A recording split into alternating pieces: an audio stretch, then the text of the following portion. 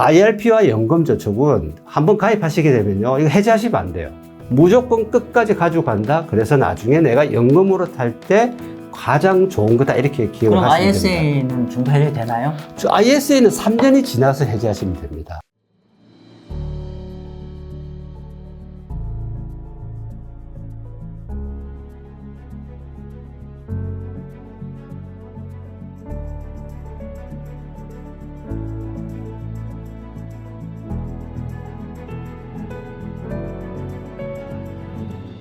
네, 안녕하세요. 마경환입니다.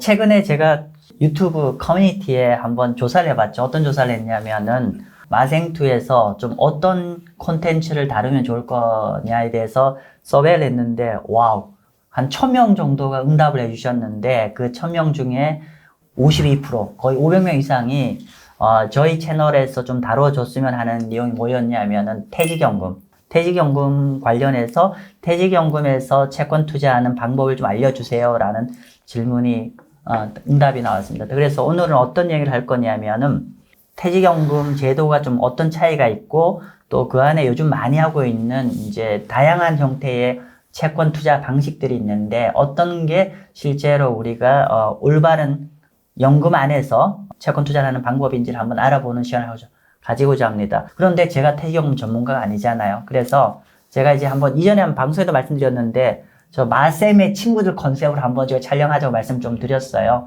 왜냐하면은, 마쌤의 친구, 즉, 저랑 같이 업계에서 일하고 있는 사람들이 훨씬 저보다 훌륭한 분들이시거든요. 그리고 각각의 분야에서 굉장히 좀 전문성을 갖고 있는 분들이라서 앞으로 이런 형태로 종종 이렇게 좀 하도록 하겠습니다. 그래서 오늘 주제인 퇴직연금 관련해서 전문가를 좀 모셨습니다. 쿼터백 그룹의 연금 소장을 맡고 계시는 강영선 박사님 좀 모셨습니다. 인사 먼저 하시죠. 네, 안녕하세요. 반갑습니다. 방금 소개받은 강영선입니다. 네. 이렇게 멋진 분하고 같이 방송을 하게 돼서 무척 영광스럽게 생각하고요.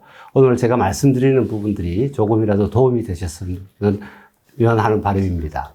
지금 박사님이 방금 말씀 주셨는데요. 아마 본인 소개하기 좀 겸연쩍으실 것 같아서 간단하게 좀 강 박사님, 강영선 박사에 대해서 좀 소개를 좀 드리고자 하면은, 현재 쿼터백 그룹이라고 말씀드리는데, 쿼터백 그룹이라는 게 자산 관리를 핀테크 형태로 하는 이제 금융회사이고요. 여기에서 이제 연금 관련된 소장 일을 맡고 있습니다. 참고로 우리 강 박사하고는 저희 좀 인연이 깊은데, 이제 옛날에 제가 사회생활 처음 할 때, 지금 하나금융투자인 대한투자신탁에서 입사 동기입니다.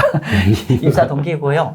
근데 사실은 이제 우리 강영선 박사가 사실은 저보다 훨씬 더 스마트하신 분입니다. 그래서 실제로 간단하게 좀 이력 말씀 좀 드리면은요. 이전에 아까 말씀드린 저희랑 대한투자신탁에 같이 근무를 했었는데 그 당시에도 어떤 상품 전문가, 그러니까 상품 전략부에도 일을 많이 했었고요. 또 이후에는 제가 이제 시티은행에도 근무를 하셨고 또 이후에는 저는 이제 미국계 운용사인 프랭클린 템플턴에 있었지만 또 제 경쟁사이기도 했는데 유럽계의 알리안츠 운용의 리테일 헤드를 하셨습니다. 그래서 좀 굉장히 다양한 업무 일을 갖고 계시고요. 겸임교수로 이제 몇몇 대학에서 강의도 하시고요. 제가 좀 소개가 길었는데 나중에 강 박사님 관련해서 퇴직연금 관련해서 궁금하시면은 제가 여기 몇 가지 저서를 해놨는데 한번 보십시오. 예, 보시고요. 자, 이제 그러니까 본격적으로 한번 퇴직연금 관련해서 질문 좀 드리고자 합니다. 먼저 사실 저도 이제 채권 일을 하지만은 퇴직연금이나 또 연금 관련해서 좀 ISA도 있고 IRP도 있고 연금저축 이렇게 복잡한 게 있는데 사실 저 자신도 좀 제도의 차이점을 좀 잘 모르겠어요. 좀 이 부분 좀 먼저 설명 좀 주시죠. 예, 사실 어렵다면 되게 어렵고요. 또 쉽다면 되게 쉬운데, 여러분들이 금융을 거래하실 때 나름대로 어떤 계좌라는 것을 이렇게 만들게 됩니다. 근데 오늘 말씀드릴 ISA나 IRP나 연금저축이 공통된 게 하나 있어요. 그게 뭐냐면, 사실은 이제 우리가 은행에서 예금 계좌를 생각해 보시면요. 내가 어떤 계좌를 만들게 되면 그렇게 예금 하나만 달랑 넣게 돼 있잖아요. 근데 이제 ISA라든지 오늘 말씀드린 세 가지 상품은 요즘 많이들 이제 관심도 있고 각광받는 상품인데 이거는 종합통장 개념입니다. 그래서 여기에는 이제 모든 걸 다 넣을 수 있어요. 그 업종이 지급하는 다양한 상품들을 넣을 수 있기 때문에 굉장히 이제 편리한 면도 있고 그리고 이게 이제 그 국민들의 어떤 노후 소득 보장이라든지 또는 어떤 목돈 마련을 위한 어떤 정책성 상품이기 때문에 가입 대상이라든지 각종 세금 혜택이 주어지고 있는 그런 상품입니다. 그래서 이 세 가지 이제 보통 이제 삼총사라고 이야기하는데 ISA, IRP, 연금저축에 대해서 잘 알아두시면요. 사실은, 실제 뭐, 우리 마 대표님 같은 경우 채권의 전문가신데, 채권 투자할 때도 여기서 좀 잘 활용하게 되시면은 세금 면에서 또 과세 이연을 통해서 좀 더 혜택을 누릴 수 있는 그런 길들이 있거든요. 이제 오늘 그 부분을 좀 자세히 소개해 드리려고 하고 있습니다. 우리 마생투의 구독자분들 같은 경우는 아무래도 이제 뭐 주로 이게 어떤 연금, 퇴직연금이다 보니까 어떻게 보면 개인들의 소득의 마지막 보루이기 때문에 굉장히 좀 보수적으로 좀 투자를 하고 싶고 그러다 보니까 채권을 가지고 좀 여기에 이제 요런 걸 투자를 하고 싶은데 근데 제도가 너무 어려워요. 제도가 어려워서 예를 들면은 이제 지금 제가 회사를 하는데 이거 다 가입할 수 있나요? 네, 뭐 지금 우선 이제 각각의 가입 대상 한번 살펴볼게요. 네. 우리가 ISA라고 하는 거는 사실 19세 이상이면 누구나 다 가입 가능합니다. 그래서 그 상품 종류에 따라서 일반형이니 서민형이니 어떤 이런 것들이 나눠지게 되는데 기본적으로 누구나 다 가입 가능하고요. 그 다음에 IRP라는 것은 소득이 있는 사람이면 누구나 다 가입 가능합니다. 그래서 일반적인 근로자들 그리고 공무원이라든지 이런 분들도 가능하고요. 그 다음에 연금저축도 아무나 다 가입할 수 있어요. 그러니까 자녀도 가입할 수 있고, 여러분의 자녀도, 그리고 나도 가입할 수 있고, 누구나 다 가능한 특징이 있습니다. 그래서, 이 세 가지는 뭐 본명적으로 활용할 수 있는 그런 계좌라고 이렇게 말씀을 드릴 수 있겠네요. 박사님, 저희 질문이 있는데, 네. 보통 퇴직연금이라고 얘기를 하면은 이 세 가지를 다 아우르는 건가요? 아니면은 연금저축만 해당되는 건가요? 아니, 뭐, 사실 퇴직연금이라고 하면, 여기서 이제 엄격하게 법적으로 본다라고 하면은, DBTC를 포함한 IRP가 퇴직연금 계좌가 되고요. 그 다음에 연금저축이라고 하는 것은 예전에는 이제 개인연금이라고 불렀어요. 그래서 은행이나 증권회사나 보험회사에서 지급하는 연금저축이라는 상품이 있습니다. 그래서 우리가 이제 연금계좌라고 하면은 IRP와 연금저축을 합한 게 연금계좌로서 이해를 하시면 될 것 같아요. 그래서 직접 지금 근로자이신 경우에는 자기가 가입한 게, 자기가 대상이 되는 퇴직금 같은 거를 DB나 DC로 아마 많이들 하실 거예요. 근데 이제 IRP나 연금저축은 그곳 회사가 납입하는 것 외에 내가 추가적으로 좀 더 돈을 넣는 이제 그런 상품이라고 이해를 하시면 되겠습니다. 그러면 말씀 주신 대로 지금 뭐 아까 지금 화면에 준비한 자료에 의하면 한 1,800 정도까지만 이제 IRP와 연금 합쳐서 1,800 한도까지만 이제 어떤 세금 혜택이 네네네. 있다고 보는데 그럼 예를 들면은 아까 주신 대로 IRP 같은 경우는 사실은 본인이 넣고 싶은 대로 맥스로 계속 넣을 수 있는 거죠? 꼭 그렇지는 않아요. 왜냐하면 IRP하고 연금저축 같은 경우에는 연간에 개인이자 한 명이 할 수 있는 게 이 두 가지를 다 합쳐가지고 1,800만 원까지밖에 투자를 못 합니다. 그리고 이제 여기 이제 나중에 조금 설명드리지만 세금 혜택을 보기 위해서 그 가입 한도가 정해져 있는데요. 연금저축은 연 600만 원까지 가입하게 되면 세액공제를 해주게 되고 IRP하고 연금저축하고 합쳐가지고 900만 원까지 이제 세액공제를 해주게 됩니다. 이게 어떤 의미냐면은 가령 연금저축에 600만 원 넣으신 분이 있어요. 그리고 IRP에 300만 원 넣으면 총 900만 원까지는 내가 납입한 금액에 대해서 뒤에 설명드리겠지만은 납입 시점에 세액공제 혜택을 받을 수 있죠. 그래서 근로자들 같은 경우에는 매년 연말 정산을 받지 않습니까? 그럴 경우에 자기가 납입한 금액 대비해서 일정액을 다시 1월이나 2월에 돌려받는 그런 구조로 되어 있습니다. 근데 이제 가입 총 한도는 1,800만 원이기 때문에 전 금융기관을 통틀어서 1,800만 원 이상은 그해 납입이 안 되게 되어 있습니다.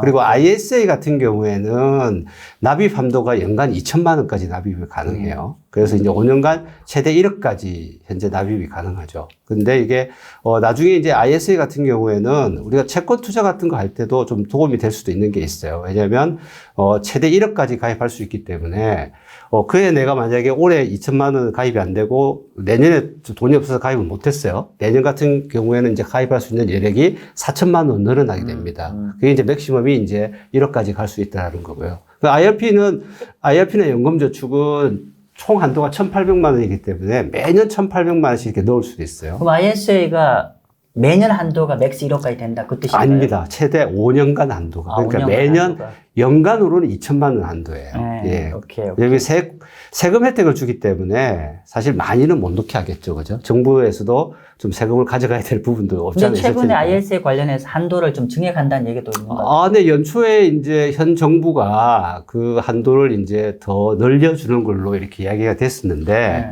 그게 이제 뭐, 우리, 여러분들 다 아시다시피 이제 우리 국회의원 선거 결과에 따라서 이게 이제 법이 바뀌어야 되는 내용들이거든요. 그래서 어떻게 될지는 아직 모르죠. 그렇지만, 현재 제도로는 2천만 원까지다 이렇게 알고 계시면 될 것 같습니다. 예, 좀 전에 뭐 사실은 이제 그 아까 ISA, IRP 연금저축을 설명 주셨는데 사실은 뭐 여기서 좀 제일 중요한 게 사실은 과세, 세금이 제일 중요할 것 같은데 이 부분 좀 더 자세히 말씀해 주세요. 네. 그래서 제가 좀 ISA하고 IRP 연금저축을 좀 구분해서 좀 설명을 드릴게요. 그래서 이제 ISA 같은 경우에는 연간 2천만 원까지 최대 1억까지 납입이 가능한다고 했는데 ISA는 나름대로 어떤 세금을 과세하는 특징이 있습니다. 그게 뭐냐면은 ISA는 손익을 합산하고 그걸 손익을 합산하는데 기간별로 그리고 어떤 이제 ISA 같은 경우에는 제가 아까도 말씀드렸다시피 이게 종합통장이라고 말씀드렸잖아요. 그러니까 종합통장에는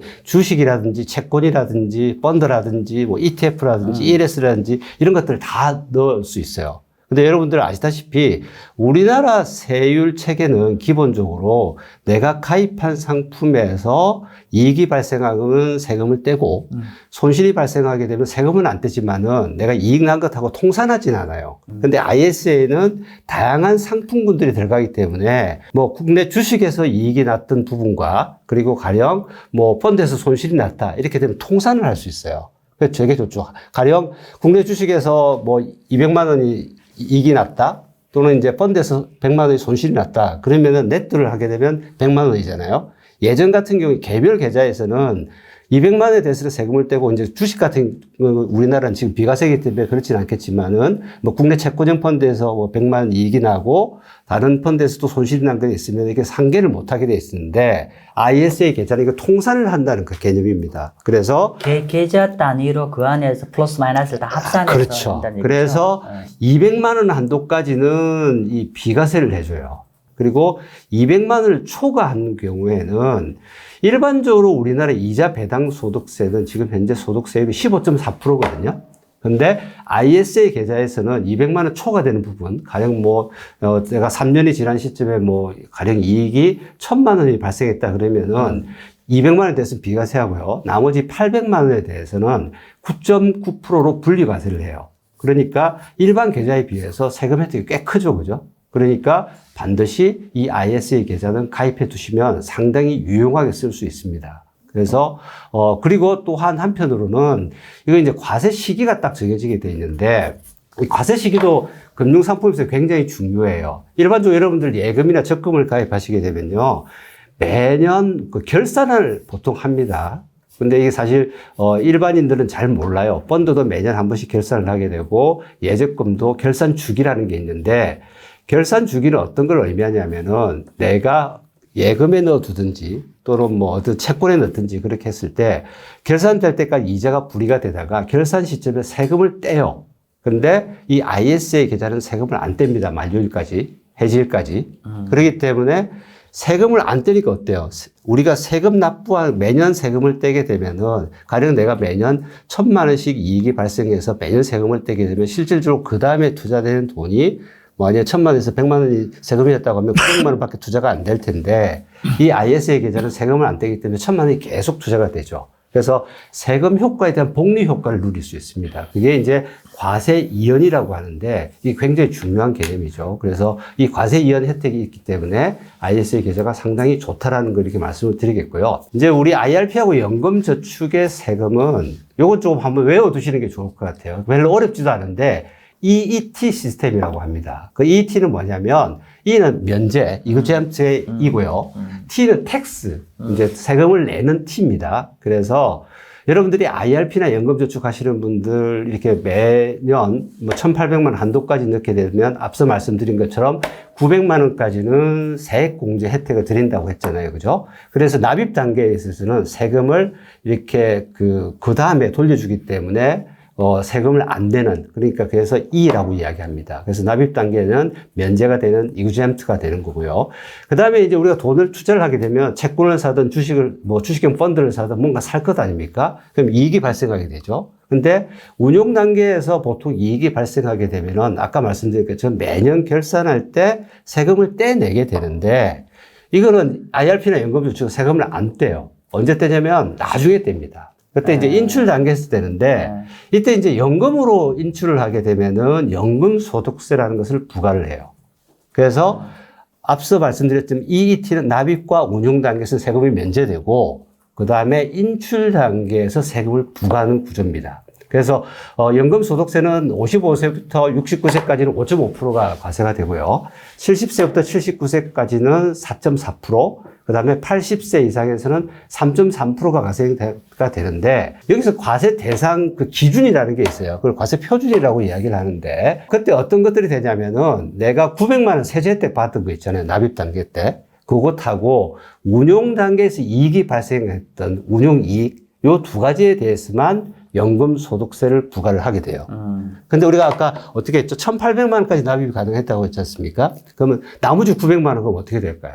여기에 대해서는 세금을 안 냅니다. 왜냐하면 내가 납입할 때 혜택 받은 것도 없고 거기에서 발생한 이익에 대해서는 세금을 떼지만은 그 원금 자체에 대해서는 세금을 안 떼게 되기 때문에 이제 아까 말씀드렸던 연금 소득세는 세액 공제 받았던 금액, 그 다음에 운용 단계에서 이익이 발생한 그 금액만 떼게 돼 있고요. 이건 이제 연금으로 찾을 때 그렇습니다. 근데 이걸 만약에 일시금으로 찾게 되면요. 기타 소득세라는 걸 떼게 돼요. 근데 기타 소득세는 연금 소득세에 비해서 세율이 굉장히 높습니다. 16.5%를 과세하기 때문에 IRP와 연금저축은 한번 가입하시게 되면요. 이거 해지하시면 안 돼요. 그냥 해지하지 마시고 무조건 끝까지 가지고 간다. 그래서 나중에 내가 연금으로 탈 때 가장 좋은 거다 이렇게 기억을 그럼 하시면 됩니다. ISA는 중도 해지 되나요? ISA는 3년이 지나서 해지하시면 됩니다. 그리고 ISA도 만기 연장이 가능해요. 그래서 최대 86, 90년까지도 만기 연장이 가능하기 때문에 자기가 세액 공제를 그 세금 혜택을 충분히 누리고 찾았다가 다시 또 ISA 계좌를 만들고 이렇게 운용을 하면은 굉장히 도움이 되죠. 박사님 말씀해 주신 내용이 좀 약간은 테크니컬하고 좀 복잡한 얘기인데 그냥 제가 이해한 거 맞는지 한번 체크 부탁드립니다. 예를 들면 ISA는 쉬운 말로 무조건 해야 되는 거다. 저 무조건 해야 된다. 그죠? 네. 예를 들면은 200만 원까지는 비과세고 넘는 거에서는 9.9%로 분리과세를 받는 거니까 이거는 사실은 세금 베네핏을 주려고 하는 제도니까 무조건 하는 게 좋을 것 같고 그리고 아까 그 IRP하고 연금저축의 EET라고 했는데 쉬운 말로 해서 납입 단계라는 게 매년 그 연말 정산할 때 우리가 세액 공제 받는 거 그죠? 그 말씀하시는 거죠. 그리고 운용에서 성과 나오는 거는 그때 그 운용 성과 나오는 단계에서는 세금을 매기는 게 아니라 나중에 인출할 때 언제 인출하냐에 따라서 연금 소득세 형태로 하는데 가능한 저거는 좀 늦게 인출할수록 세금 쪽 측면에서 굉장히 베네핏이 있는 거네요. 그죠? 그렇죠. 근데 이제 우리가 돈이 없으니까 빨리 찾는데 내가 돈을 많이 벌면요. 가급적 늦게 찾아야죠. 늦게 찾게 되면은 세금이 줄어드니까 이게 상속재산으로 이게 좀 돈이 많으신 분들은 상속세 재원으로도 많이 활용을 하십니다. 이거 가지고. 그래서 말씀 주신 대로 지금 IRP와 연금저축은 가능한 만기까지, 그러니까 우리가 연금 형태로 탈 각오를 하고 투자를 하라는 거고, ISA는 그 정도는 아니니까 한 3년 이상만 보유할 수 있다고 하면은 중도에 언제든 이후에는 해도 관계없으니까 그러니까 사실 중도 해지에 대한 중도 해지라기보다도 아무튼 간에 좀 상당히 짧은 기간 인출의 자유로움은 ISA네요. 그렇죠. 그러면 무조건 ISA는 해야 되는 거네요. 그렇죠. ISA는 안 하면은 조금 안 되죠. 그리고 지금 우리가 지금 그 금융투자세라는 게 내년부터 시행될 수도 있습니다. 여기서는 언급할 필요가 없는데 그때 혜택을 보기 위해서도 ISA는 지금이라도 당장 가입을 하시는 게 저는 좋다고 보고 있습니다. 말씀 주신 게 이제 우리 금투세가 만약에 이제 그 폐기가 안 되면 그대로 시행이 될 텐데 된다고 했을 때도 이 세 가지 이 연금 관련돼 있는 세제 관련돼 있는 그거는 그대로 유지가 되는 거죠. 그렇죠. 오케이. 특히나 그러면 더더욱더 만약에 금투세가 시행된다고 하면 요런 어떤 제도적인 어떤 혜택을 좀 필요할 것 같네요. 네, 감사합니다.